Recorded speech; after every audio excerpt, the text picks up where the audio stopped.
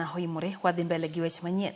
Jaratije ka kambi tudruok mar Safaricom Peter Ndegwa okichore gi chien ni uso mar kambi mar Safaricom ne Vodafone ne ok onywandgi kata matin.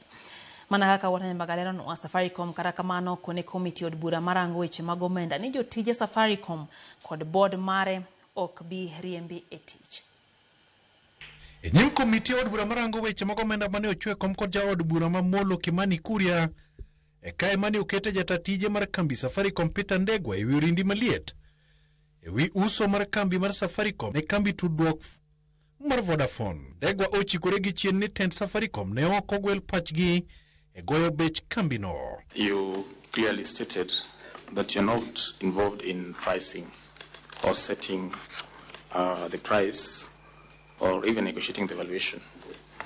But many stakeholders have come here and given us many ways of valuing the current assets that the government holds in Safaricom. Representing the company, we were not involved in determining or actually seeking to see what the right share price is. Because when two shareholders are having a transaction, you leave it to them to actually determine how they want to conclude a transaction.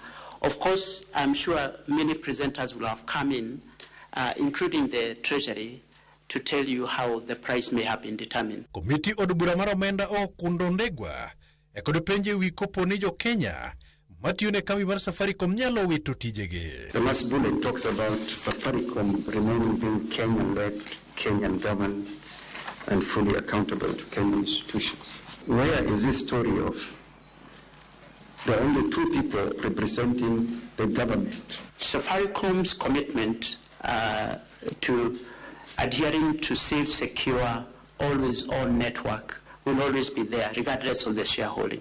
Wikopo ni nondo mag jo Kenya inyalo nyiedh oko ahoyaye. Safaricom okino wiye. In shareholding does not change in any way how we look after the customer's interest.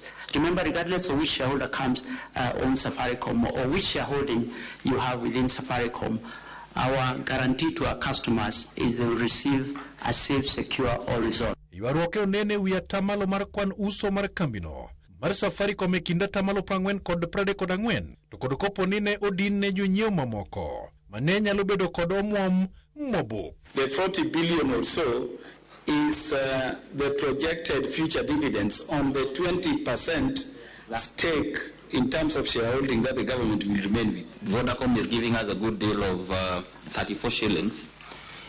Now that being the set price of sale be 34 shillings, but offload 9%, and now the government offloads 9% to Vodacom and leaves like 6% to other stakeholders, just to make sure that not one shareholder has controlling rights. After the government selling the 15%, it realized it's not enough money. They are only raising 204. Two, they decided to forfeit their dividends for the whole year at the wee hours of earning it. So I think in terms of why Vodacom was chosen, partly I would assume is because of the long longevity in terms of relationship with the government of Kenya. Walter Nyambaga, Ramogi TV.